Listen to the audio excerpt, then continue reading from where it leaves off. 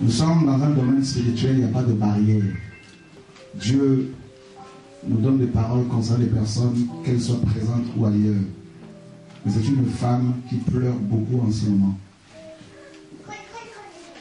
Et l'ennemi est en train de réclamer son âme. Je vois dans l'esprit l'ennemi en train de se battre avec les anges.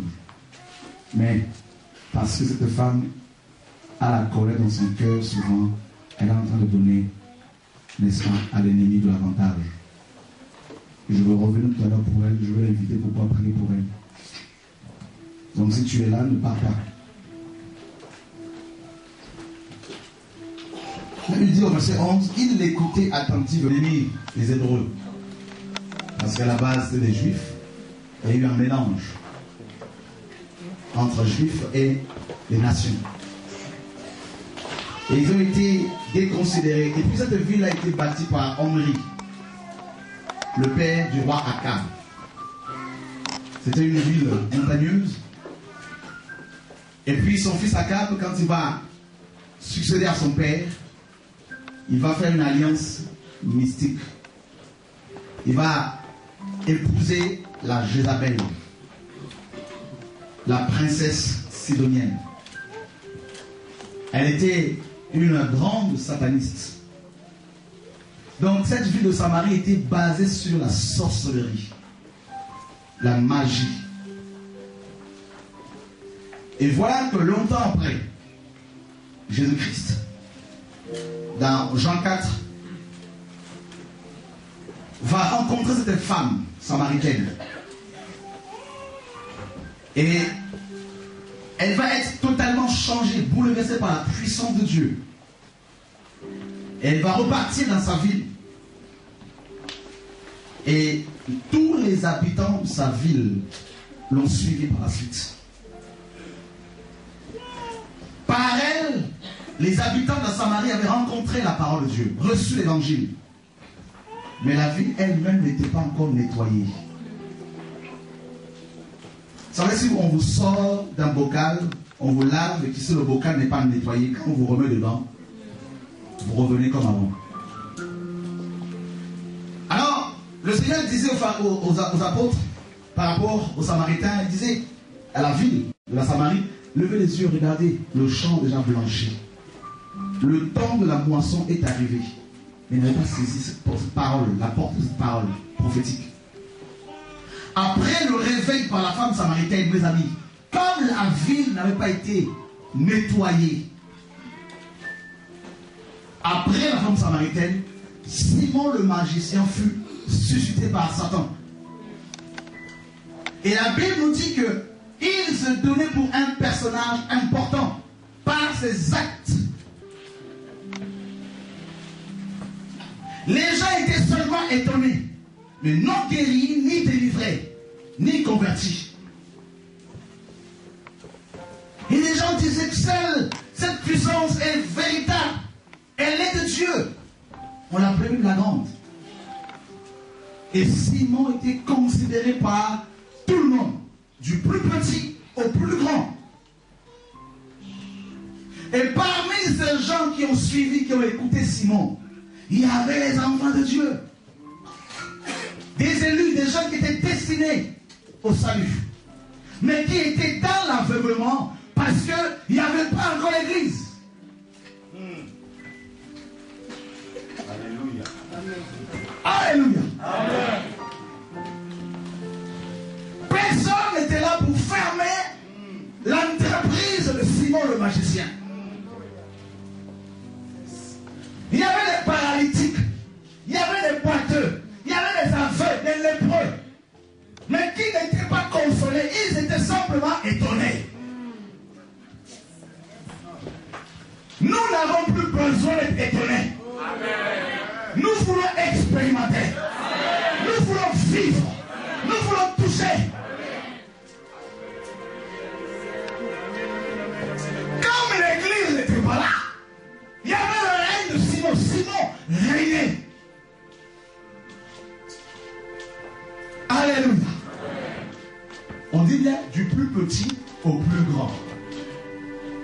C'est-à-dire, par rapport à l'âge d'abord, du bébé à l'ancêtre. Sur le plan économique également, du plus pauvre au plus riche. Tout le monde était sous la domination. Dans l'église apostate de Simon le magicien, qui se faisait passer pour un grand prophète.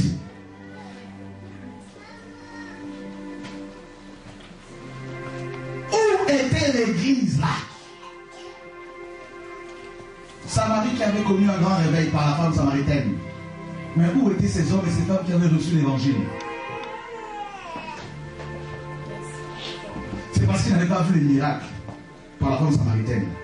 Ils se sont dit, ce réveil.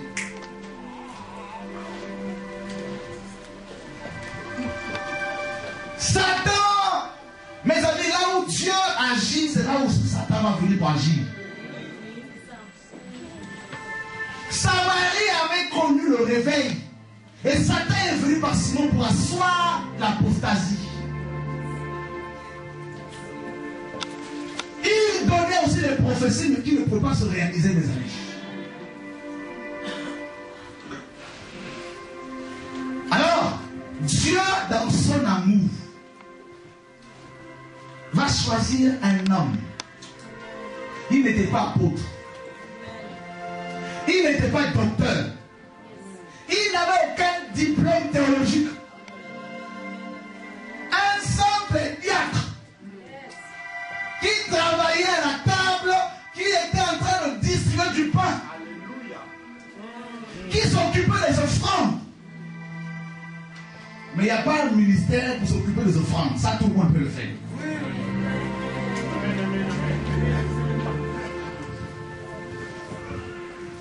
Dieu dit à Philippe, descends dans la Samarie.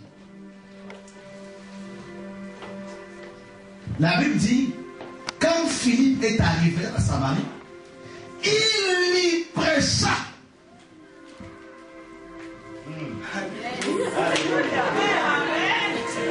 Il n'est pas venu avec une dénomination. Oh, je suis baptiste, on s'en fout.